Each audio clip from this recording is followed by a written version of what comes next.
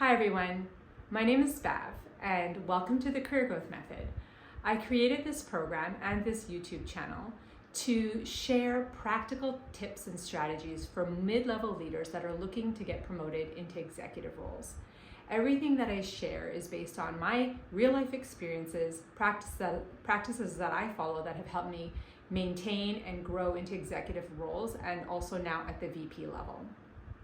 So my goal is to share weekly tips and training that are short but actionable that you can compound on and grow over time and get more confident in getting the next role that you want. A lot of times we just have beliefs and misconceptions that are preventing us from our growth, and that's the topic of today. It's really around career myths and what to do to bust them. So career myth number one is I need more time in my role. And that is not true. You don't need a certain amount of years to apply for promotions, and sometimes that holds us back a lot. And a lot of times it's just internal organizational change, structure, management that prevents us from going forward and actually asking for what we want or applying for what we want. So the action you take when you want to understand if you're ready for promotion is to start tracking your results. What are you hired to do, and at what level are you performing? Are you meeting, exceeding expectations, or is there some work to do? And what's the narrative behind that? Why are you where you're at? So maybe you do need more time, but the baseline of that is your results and how you feel about them and what the environment is.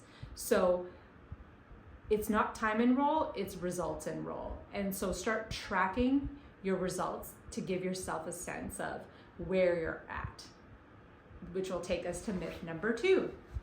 My leader will coach me to the next level. And that cannot be further from the truth. Your leader's job is to ensure that you are engaged and performing at the role you're at.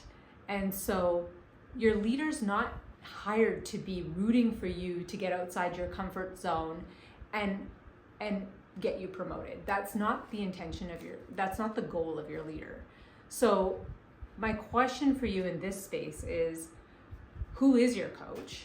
You could have a really inspiring leader, don't get me wrong, I've had many, and they've been within the organization, but sometimes that organizational culture and constraints can also be misleading, and that's where you end up spending more time in the role, waiting for things to play out. So in addition to maybe whatever support you have where you work, you really need an objective third party that's rooting for you and really in your favor, challenging you for your growth goals. So who is your coach today outside of your leader?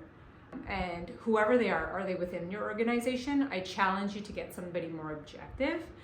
And besides coach, what keeps you accountable on a week-to-week, month-to-month basis? Because when it comes to tracking results, which we just talked about, if it's a once-in-a-while type of goal setting and tracking, it's not going to get you the confidence and traction that will make you feel like you're ready to apply for a promotion. So what keeps you accountable today?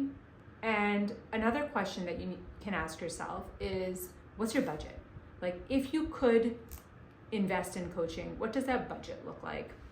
Would you be willing to invest in coaching? It's really funny to me how so many people have been struggling in the same roles as managers and are very competent. Most of them probably have gym memberships, but a lot of them don't have external coaches. And a lot of executives have coaches and they have very rich careers. So that breakthrough, actually, I learned this late. The breakthrough from manager to director can be faster if you have external coaching support, because that confidence boost from an external source and that accountability from an external source shows up way differently than your leader coaching you from inside your organization. So myth number three, if I'm good at my job, the promotion will come.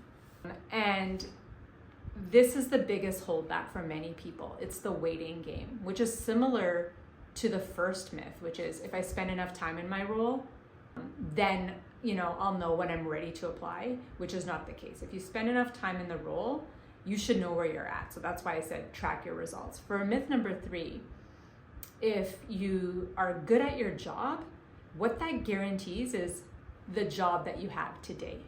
People performing, even exceeding expectations in a role, does not guarantee a promotion. The difference between people that stay in their roles versus people that get promoted are there are signals coming from this person, this manager that's ready for a director role, that showcase their ability to do more.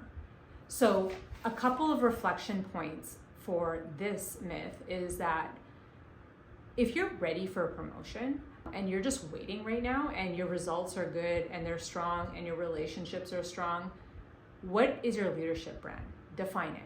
Like, put yourself in the director role that you're seeking and define your leadership brand. Second, and most importantly, behave and show up for the role that you want, not the role that you have. So if you are a manager and you are looking at director level promotions, you are going to start thinking and showing up as a director in your mind. Imagine it, pretend it, whatever it takes. That's where you want to show up, because people that get promoted are showing signs of being at the next level already. And so being really good at your job, and I see this so often, being so good at your job just makes you really good and really reliable and actually harder to promote sometimes. So you need to be strategic around showing up that your capacity for more will be more helpful, especially internally where you work. And externally, it's sometimes easier to talk about that, but we hesitate internally because we have all these nuances of the organization and how the people before me got promoted or who's next in line. You're in service of you, and you need to be confident in what you bring to the table. And it also can't be a secret. So if you're holding your career growth goals to yourself and as a secret, there's less people that can advocate for you. So you need to be showing up as the leader that you want to be, and you need to be vocal about it when it's appropriate that you're looking to grow your career. In a humble way, you can still show that you're hungry to do more. So these are the 3 myths that I wanted to share for today, and how to really bust them. So myth number 1, I need more time in role. No, you need to start tracking what you're delivering on and have a benchmark for whether you're meeting, exceeding, or requiring improvements within your role.